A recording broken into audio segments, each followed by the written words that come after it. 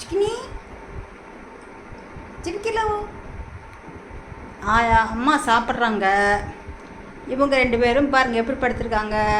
புச்சு குட்டி புச்சுக்கி டட்டா. என்னடா அது,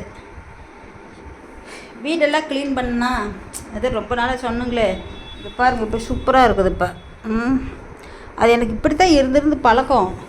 ஐயோ இந்த இடத்துல உடம்பு சரியில்லாமல் போய் ரொம்ப இதாகிடுச்சு.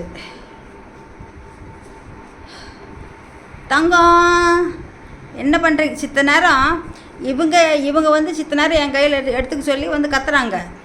சரி நீ இவ்வளோ எடுத்து வச்சுருந்தா அதுக்கு இவங்களும் வந்து என்ன எடுத்துக்கோ அப்படிங்கிறாங்க.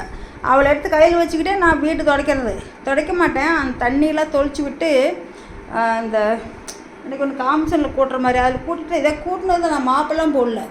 அந்த இதை வச்சு நல்லா இழுத்துட்டுன்னு வச்சுங்களேன், நீட்டாக வந்துடும். ஒரு சொட்டு தண்ணி இல்லாமல் செம்மையாக இருக்கும். அதை போட்டு கூட்டிட்டு அவ்வளோதான், ஒன்றுமே பண்ணல.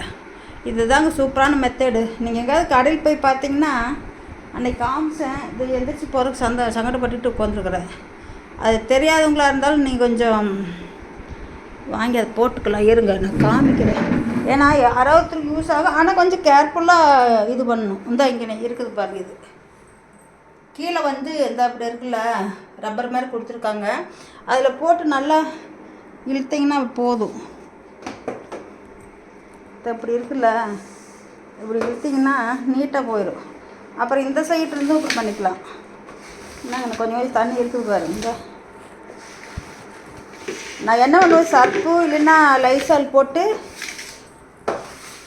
அவ்வளோதான். அங்கே இருக்குது வேலை. இங்கெல்லாம் இன்னும் கொஞ்சம் காயாமல் இருக்குது. அங்கே ஃபேன் இருக்குனால சீக்கிரம் காஞ்சிருச்சு. இதை போட்டு இங்கே மட்டும் இருந்ததுன்னா அப்புறம் கொஞ்சம் ஒரு துணி போட்டு துடைச்சிக்குவேன்.